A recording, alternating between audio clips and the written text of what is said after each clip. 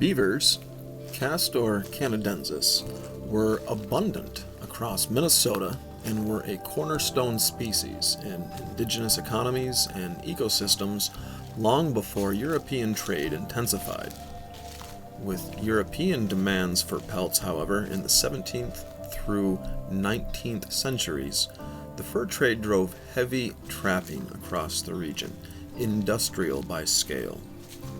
By the late 1800s and early 1900s, local beaver populations were greatly reduced or locally extirpated in many places and many cases.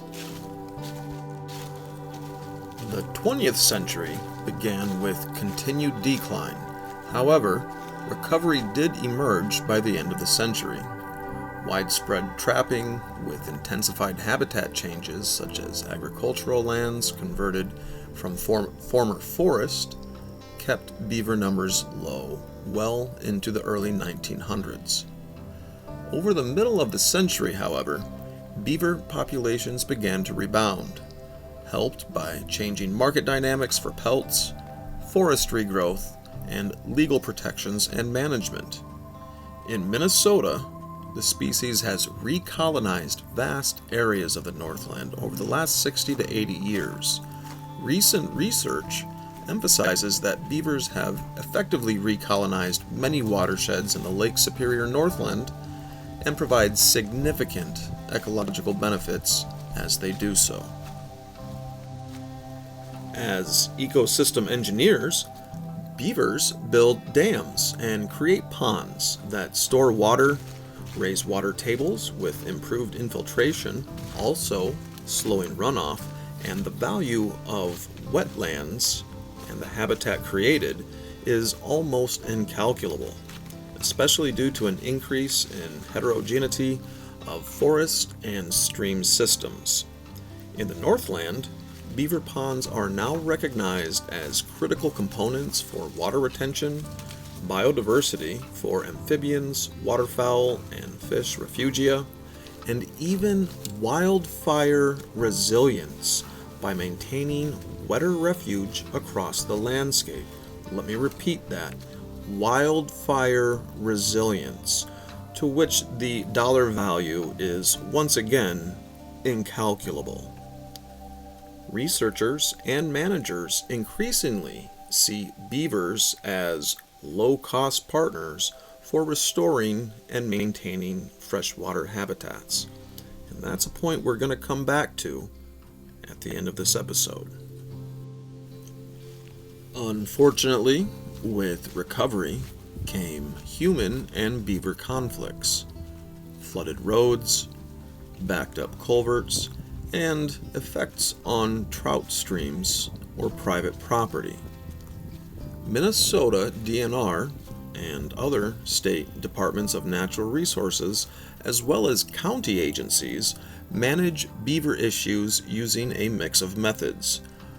Regulated trapping seasons, still the primary control tool, non-lethal measures such as flow control devices and culvert protections, and translocation in some contexts. Public outreach is also an important tool. Federal and state environmental assessments and local management plans guide how agencies balance beaver benefits with property and infrastructure protection.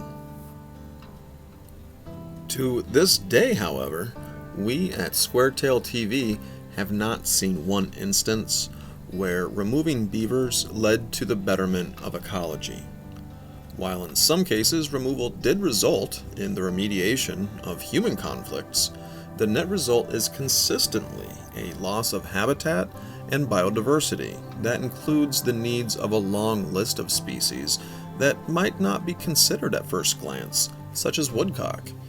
But the trout is also often referenced as a loser to beaver ecology. We have often considered this as an uncertain truth, having witnessed trout in or adjacent to beaver ponds multiple times, and in some cases have produced some very large catches.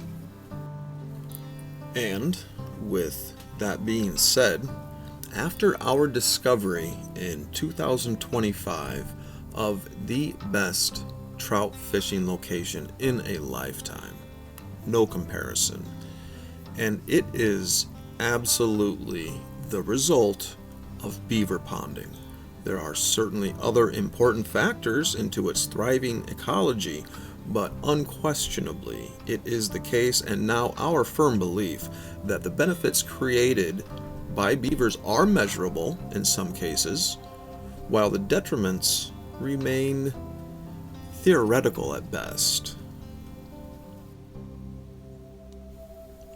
And while we have always had a caring regard for beavers as part of this greater, beautiful, brilliant, and amazing biota, there is unquestionably a new special regard, having witnessed once again the careful genius of the beaver, in this case creating such a grand resource that we as of yet have not seen humans come anywhere close to designing something so impressive with such grace and ease. No millions were spent on moving earth, importing stock, no salaries were paid, and no infrastructure was required.